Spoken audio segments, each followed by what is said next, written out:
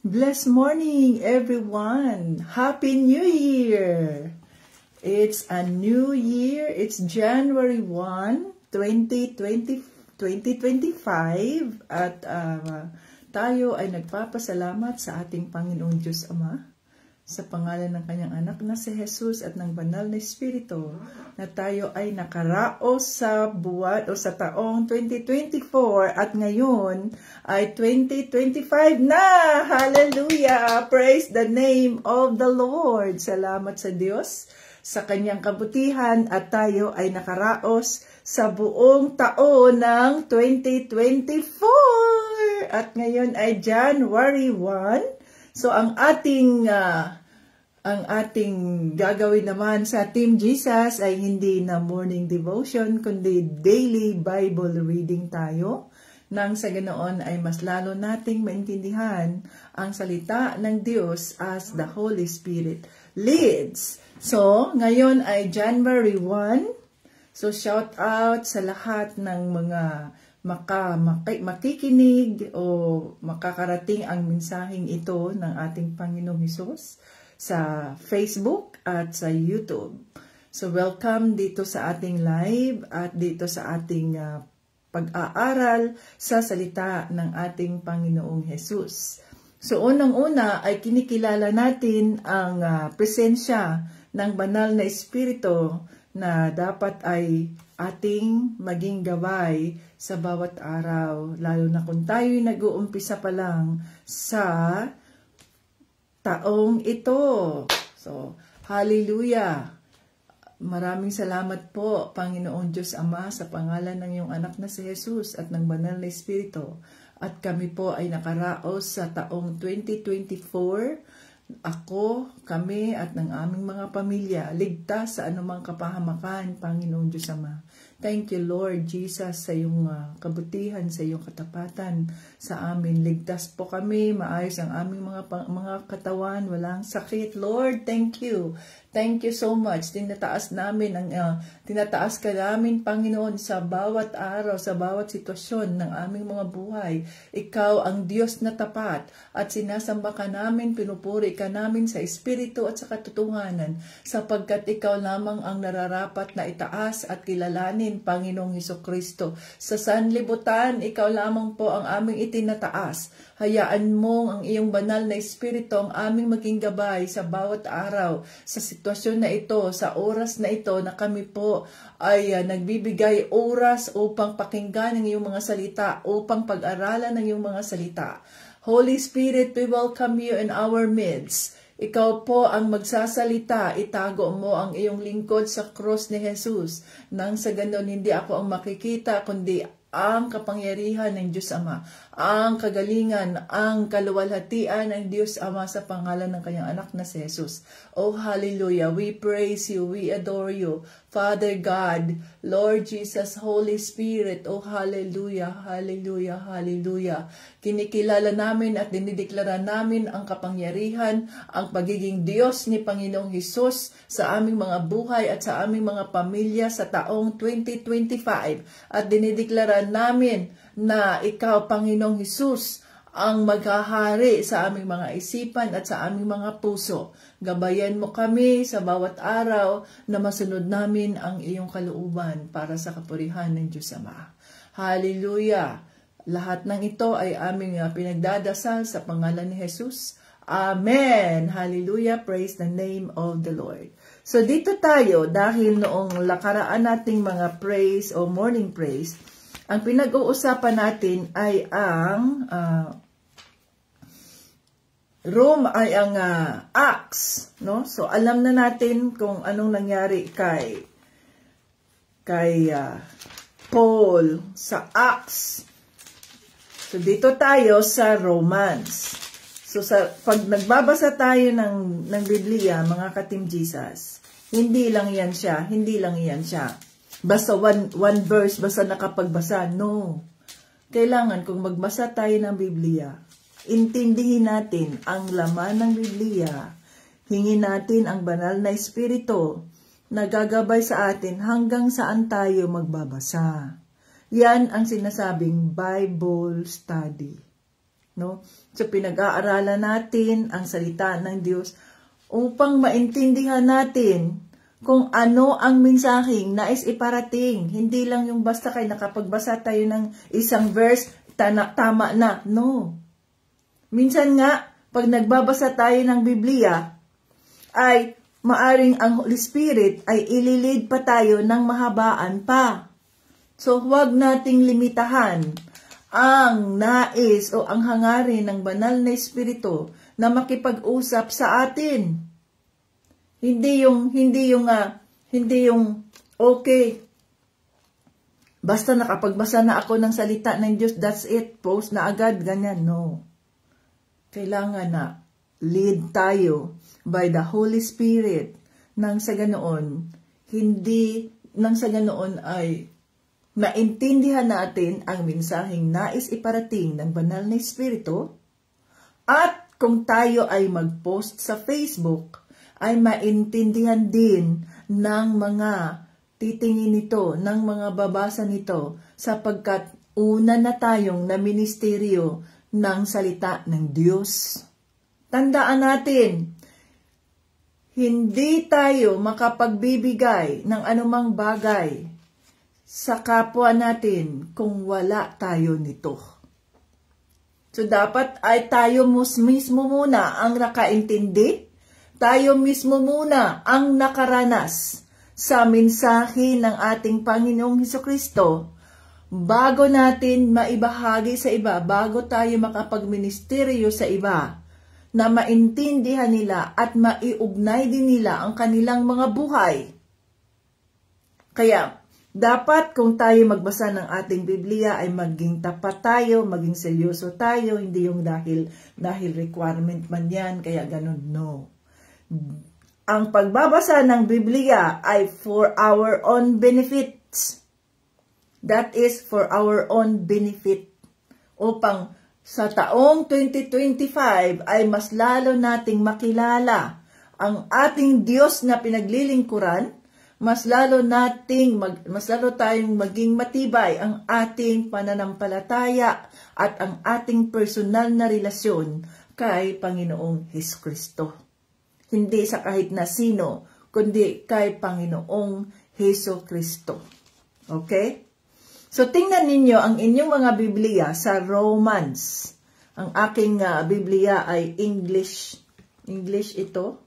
So, tingnan ninyo ang inyong mga Biblia sa Romans. Okay, sa Romans. Romans. Hanapin natin ang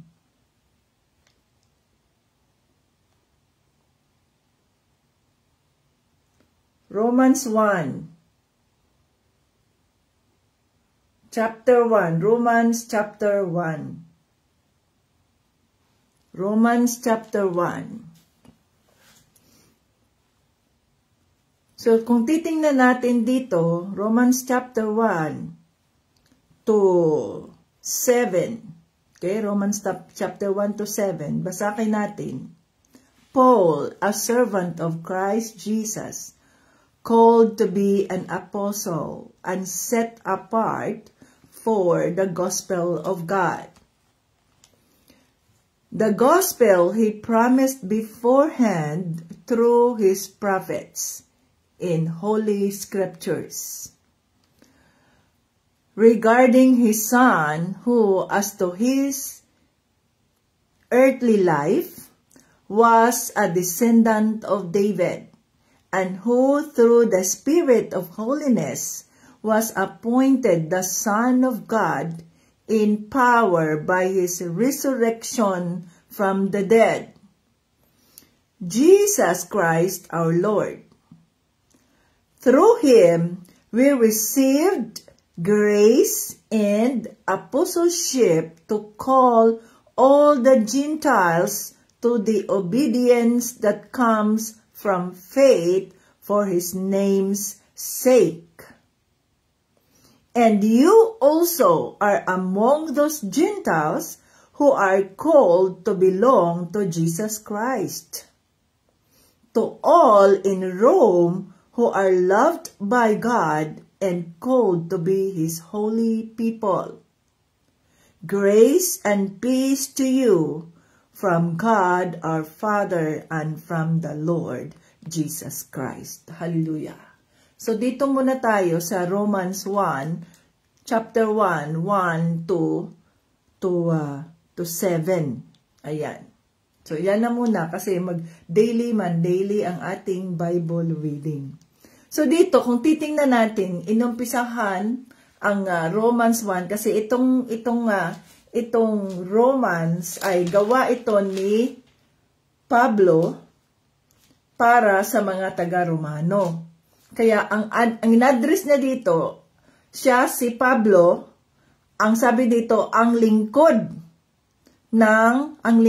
ni Panginoong Hesukristo. So hindi niya in-address ang sarili niya bilang ako si Pablo, ang presidente, ako si Pablo, ang pastor, ako si Pablo, ang doctor of theology, pastor, yung mga bishop at iba pa.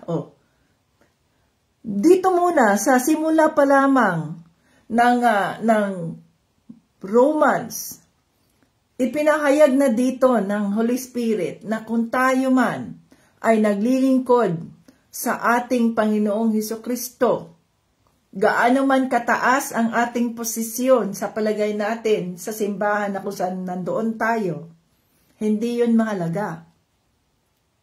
Na makikita natin dito ang kababaang loob ni Pablo na kahit siya ay isang anointed servant of the Lord, anointed apostle of Christ. Ang ipinakita dito, hindi marami, 'di ba? Alam na natin yung nangyari doon sa Acts, doon sa ating morning praise. Alam natin 'yon. Na si Pablo ay gumawa ng maraming mga himala. Mga himala na maaring hindi nga nagawa ni Hesukristo. Pero dahil sabi nga ni Hesukristo, higit pa dito ang magagawa ninyo. Kasi siya ay pupunta sa langit, no, at ihanda ang ating mga mansyon. Habang tayo rito ay nagpapatuloy sa pagsunod sa kanyang kalooban. Higit pa sa ginawa ni Panginoong Hesukristo ang ginawa ni Pablo, no? Subalit, kung titingnan mo dito, ang sabi niya, servant of Christ, called, ang alipin ni Hesukristo na tinawag niya, bilang apostolis. Sa makatuwid, kung tayo ay tunay na mga disipulo ni Kristo, huwag nating isipin na ang ating mga sarili ay mas higit pa sa kahit na sino. Dahil ayon sa salita ng Diyos, kung maaalala ninyo, ang sabi niya, kung sino man ang gustong maglingkod sa akin, be a servant to others. Be a servant na ibig sabihin tayo ang magsisilbi sa iba. Hindi tayo ang pagsisilbihan ng iba. Tayo ang magsisilbi sa iba. So kung tayo ang totoong mga disipulo ni Kristo, hindi tayo ang pagsisilbihan ng mga taong binabahagi na natin ng mga salita ng Diyos. Tayo dapat ang magsisilbi sa mga taong ito kung saan man tayo makarating. Ang sabi dito, yan o. So, to be an apostle and set apart for the gospel of God. Set apart for the gospel of God. Ang gospel na pinangako ni Panginoong Hesukristo, no, habang siya ay nandito pa sa lupa. Ang gospel na kanyang ipinangako, kaya nga, kahit gaano man tayo nahirapan sa mundo, sa daigdig na ito, sa mundong ito, sa buhay natin, araw-araw tayo ay nakakaranas ng mga pagsubok sa buhay, hindi tayo nawawala ng pag-asa. Sapagkat andito ang gospel ni Panginoong Hesukristo, ang ipinangako niyang, no, pag-asa Kaya nga sabi natin, there is hope. And that hope is from the Lord Jesus Christ.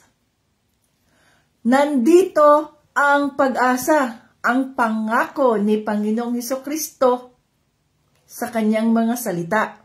Ayan,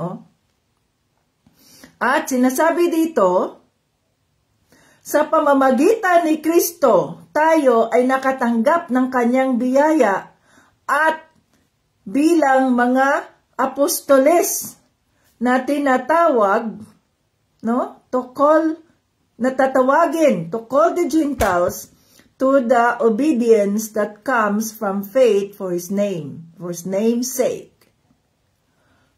So, tayo, ayon sa kanyang mga pangako, na binigyan tayo ng biyaya at ang pagiging apostoles upang tawagin itong mga hintil. At alam na natin yung mga hintil. Ang mga hintil, yun yung mga hindi naniniwala kay Kristo. Ang mga hintil, yun yung mga may ibang pinaniniwalaan, maaring mga pagano. So tayo bilang tinawag, kagaya kay Pablo, ay tinawag tayo upang maging apostolis. At pag sinabi nating apostolis, we are set apart for the gospel of Christ. Pag sinabi nating tayo ay mga apostolis, tinawag tayo upang paglingkuran si Panginoong Hesukristo, upang ibahagi ang libreng kaligtasan na yun ang itinuturing natin na pag-asa. Na kung anuman ang mangyari sa ating mga buhay, sapagkat ang mga buhay natin dito sa mundo ay temporary lamang. So kung anuman ang mangyayari dito sa ating buhay na ito, alam natin na secure ang ating mga kaluluwa sapagkat tinanggap natin ang pag-asa na ito, at ang pag-asa na ito ay ang tanggapin si Panginoong Hesukristo bilang Diyos at tagapagligtas at sundin ang kalooban ng Diyos Ama sa pamamagitan ng kanyang mga salita. Hindi ang doktrina ng tao, hindi ang relihiyon ng tao, kundi ang personal nating relasyon kay Panginoong Hesukristo. Yan ang binibigyang pansin dito. At we are called to share the gospel, to share the hope, to share the love of Christ to anyone who is ready to accept. So walang maaring discrimination. Ay, ito sila, ganito, ganyan. Ay, hindi ko ibabahagi ang kaligtasan. Ay, sila mga ganito. Ayoko nga dyan sa kanila. Kagaya ng ginawa ni Jonah. Na inutusan siya ni Panginoong Diyos Ama na, Jonah, pumunta ka doon sa Nineveh. No? At ibahagi mo at sabihin mo sa kanila na gugunawin ko ang inyong syudad kung hindi kayo magbabago. Subalit si Jonah ay hindi tumalima sa Diyos Ama, hindi siya sumunod. So sumakay siya ng barko upang layasan si Panginoong ang Diyos Ama at hindi makarating doon sa Nineveh. Subalit tandaan natin mga katimdisas, kung anuman ang plano ng Diyos sa ayaw at sa gusto natin, ito'y kanyang gagawin. Nasa sa atin na yan, kung gagawin natin o hindi, sapagkat kung tayo man ay tinawag sa katawagan na yan, at atin itong tinanggihan, ito ay it's our loss. Subalit kung tayo ay tinawag at tayo ay sumunod at tumalima, ito ay ating katagumpayan sa harap ng Diyos. No? So, mayroon tayong katawagan. Ang sabi dito, and you are among those Gentiles who are called to belong to Jesus Christ. Ikaw, siya, kayo, ako, tayo ay mga hintil na tinawag upang maging kasapi, upang maging pagmamayari ng ating Panginoong Hesukristo. So, we are God's property.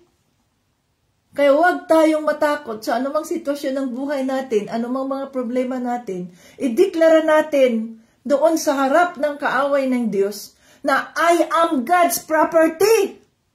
At kapag tayo ay property ng ating Panginoong Hesukristo, walang ni sino pamang demonyo, kaaway ng Diyos o sino pamang tao ang pwedeng makapagpaminsala sa property ng Diyos Ama.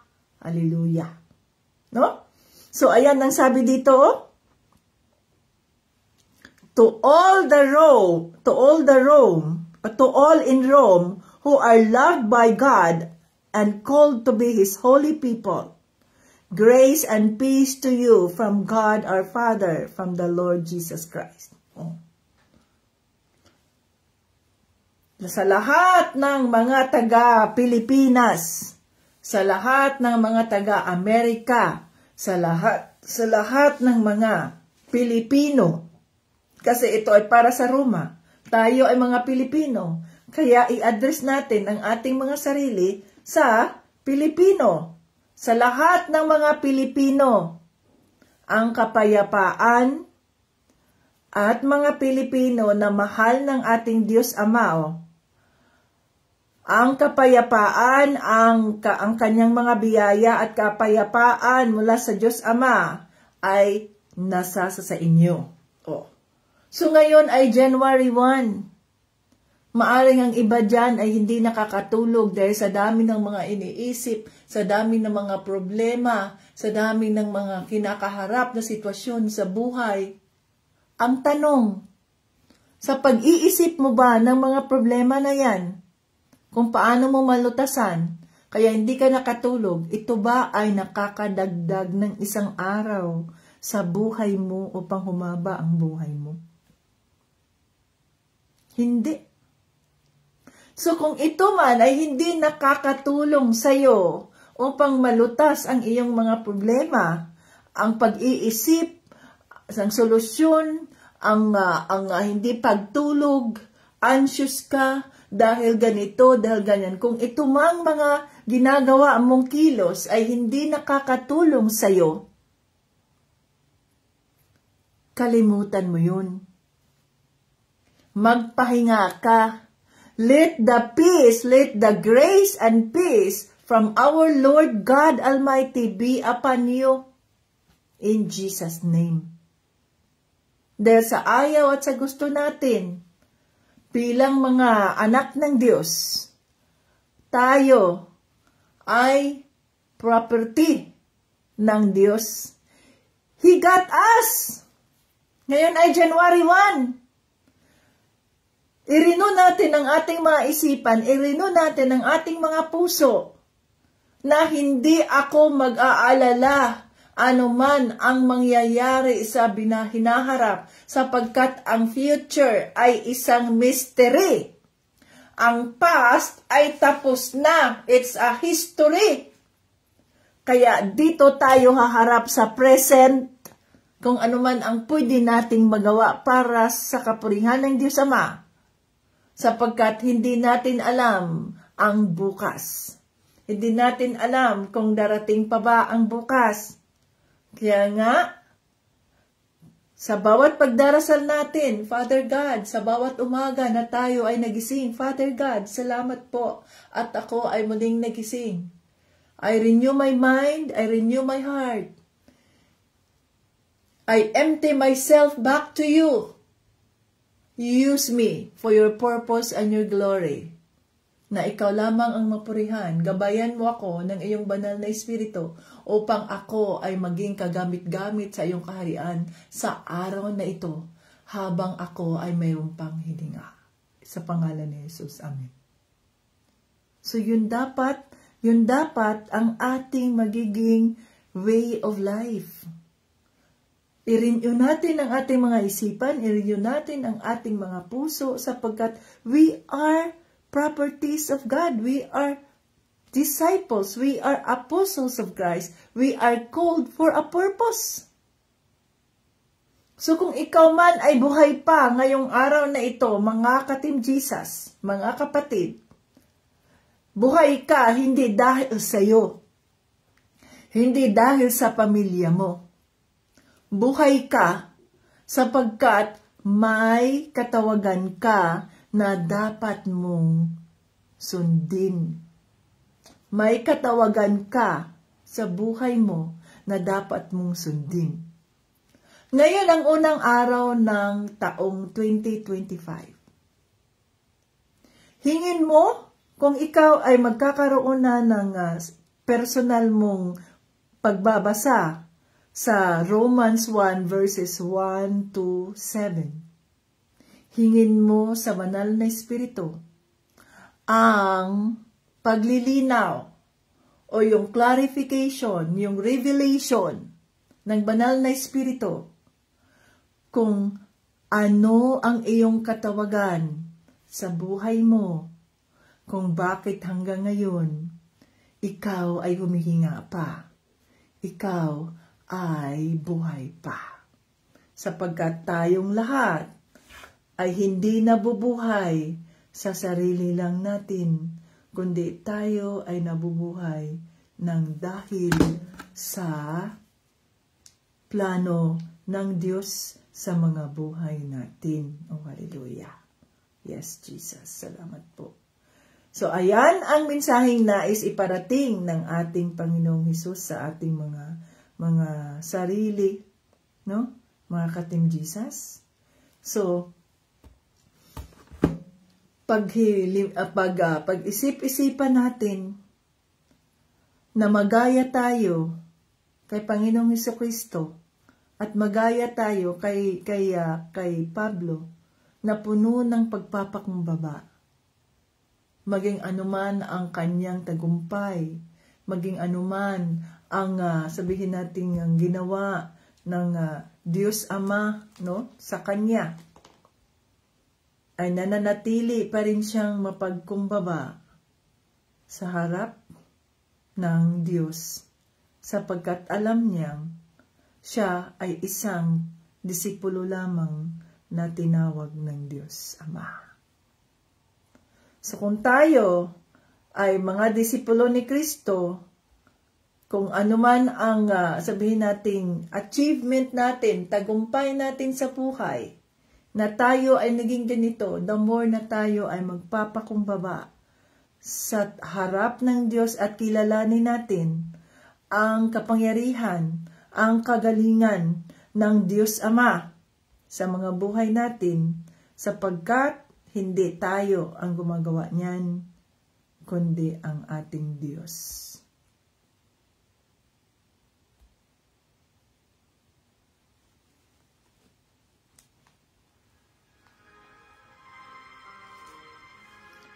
Oh, hallelujah! Panginoong Diyos Ama, maraming salamat po sa presensya ng iyong banal na Espiritu sa oras na ito. Maraming salamat, banal na Espiritu, at nangusap po kayo sa aming kalagitnaan. Ano man po ang revelation na iyong ibibigay sa bawat isa, Lord, ngayon ay unang araw, unang gabi ng January 1, 2025. Panginoong Hesus, kinikilala ka namin sa aming mga buhay. Sinusurrender namin, sinusuko namin ang aming mga buhay sa iyong harapan, sa trono ng iyong kaawaan. Kinikilala namin wala kaming magagawa kung wala ka. Andito ang aming mga isipan, andito ang aming mga puso, andito ang aming buong katawan. Sinusuko namin sa iyo. Gamitin mo ang aming mga buhay sa taong 2025. Bigyan mo kami ng maayos na pangangatawan, maayos na pag-iisip. Patatagin mo ang aming mga pananampalataya sa iyo, Panginoong Jesucristo. Bigyan mo kami ng malusog na pangangatawan. Pagpalain mo ang aming mga kamay, ang aming mga trabaho. At gamitin mo ang aming mga buhay upang maraming mga kaluluwa ang makakakilala sa iyong kaputihan, ang makakakilala sa iyong kapangyarihan, at tatanggap sa iyo, Panginoong Hesukristo, bilang kanilang Diyos at tagapagligtas. At mamuhay sila ng mapayapa at puno ng iyong biyaya sa kabila ng anumang sitwasyon ng buhay, sa kabila ng anumang problemang haharapin sa taong 2025. Nandoon pa rin sa mga puso namin at sa mga puso ng mga taong iyong kakatagpuin sa pamamagitan ng mga buhay namin ang kagalakan sa mga puso, sapagkat nandoon ang pag-asa na tanging ikaw lamang, Panginoong Jesucristo, ang makapagbibigay. O hallelujah, pinupuri ka namin, O Diyos. Maraming salamat sa iyong kabutihan. Maraming salamat. Sa pangalan ni Jesus. Amen. Kung sino man sa inyo ngayon na nakikinig sa broadcast na ito at sa palagay ninyo ay kailangan ninyo ang presensya ng Banal na Espiritu, kailangan ninyo ang kaligtasan ni Panginoong Hesukristo. Ang libre, ang kaligtasan na ibinigay ni Panginoong Hesukristo ay libre. Libre para sa lahat. Simple lamang ang kailangan nating gawin. Sino-sino sa inyo rito ang hindi pa nakatanggap kay Panginoong Hesukristo? Ang bawat minuto ay tumatakbo. Ang bawat oras ay nauubos. Ang bawat araw ay natatapos. Subalit, kung nauubos ang minuto, ang segundo, natatapos ang bawat araw, ang oras na nauubos, na wala kang presensya, wala ang presensya ng Diyos Ama sa iyo, wala ang presensya ni Panginoong Hesukristo, ng Banal na Espiritu sa iyo, walang halaga ang buhay mo. Nagiging mahalaga ang buhay natin kung si Panginoong Hesukristo ay kasama natin sa ating paglalakbay sa bawat araw ng buhay. Simple lamang ang pagtanggap kay Panginoong Hesukristo. Una, ang kilalanin mo na ikaw ay makasalanan at kailangan mo ng tagapagligtas. Ikalawa, humingi ka ng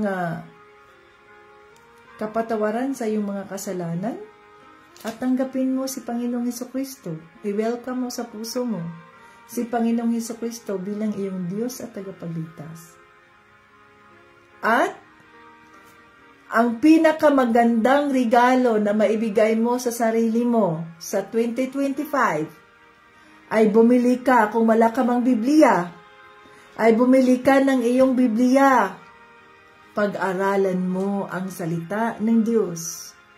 Nang sa ganoon ay mas lalo mong makilala ang kapangyarihan, ang kabutihan ng Diyos Ama sa pamamagitan ng kanyang anak na si Jesucristo at ng Banal na Espiritu.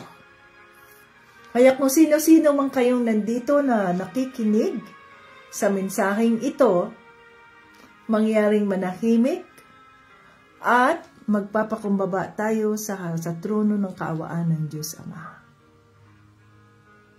Ayan, gayahin ninyo ako, sundin ninyo ang maikling prayer na ito. Panginoong Diyos Ama, sa pangalan ni Jesus, ako ay nagpapakumbaba sa trono ng iyong kaawaan. Kinikilala ko na ako ay makasalanan at kailangan ko ang isang tagapagligtas. Humihingi ako ng kapatawaran sa aking mga nagawang kasalanan. Mula nung ako'y bata pa na akong isinilang sa mundong ito hanggang ngayon na ganito na ang aking edad. Ano man po ang aking mga nagawang kasalanan sa harap mo, maging sa aking kapwa. Panginoong Diyos Ama, patawarin mo ako Linisin mo ang aking isipan, linisin mo ang aking puso. Tinatanggap ko ang iyong anak na si Jesucristo bilang aking Diyos at tagapagligtas. Isulat mo ang aking pangalan sa aklat ng buhay. Sabihin mo ang iyong pangalan ngayon din. At mula sa araw na ito, tatalikuran ko na ang aking mga kasalanan at susundin ko ang iyong kalooban, Panginoong Hesus, at magbabasa ako ng iyong mga salita at yun ang aking susundin. Maraming salamat po sa kaligtasan na iyong ibinigay sa akin. In Jesus' name, Amen. Hallelujah! Congratulations! Kung sino man sa inyo ang tumanggap kay Panginoong Jesucristo, ngayon ay January 1, 2025. Kaya ang January 1, 2025, ang inyong spiritual birthday. Na yun ang mas mahalaga kaysa sa ating earthly birthday kung kailan tayo pinanganak. Sapagkat nang tayo ipinanganak sa mundo, ang ating kapanganakan ay marumi nang dahil sa kasalanan ng ating mga kanunuan. Subalit, nang tayo ay muling isinilang sa Espiritu, so nagkaroon tayo ng spiritual birthday. At ang spiritual birthday, yan ang ating inaasam-asam sa bawat taon sapagkat nangangahulugang pag nag-celebrate pa rin tayo ng ating spiritual birthday, ito'y nangangahulugang nananatili tayo sa presensya ng ating Panginoong Jesucristo.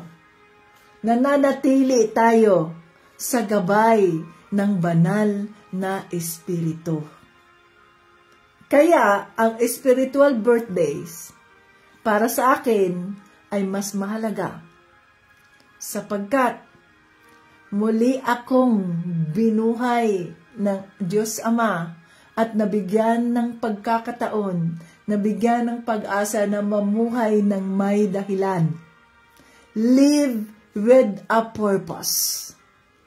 At hindi lamang bastang mabuhay, magpakayaman, maganito, maganyan, kundi ang aking buhay ay nagkaroon na ng halaga.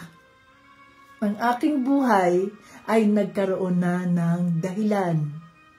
At ako, bilang alagad ni Panginoong Hesus, ay completed, fulfilled, at alam ko na ang aking katawagan.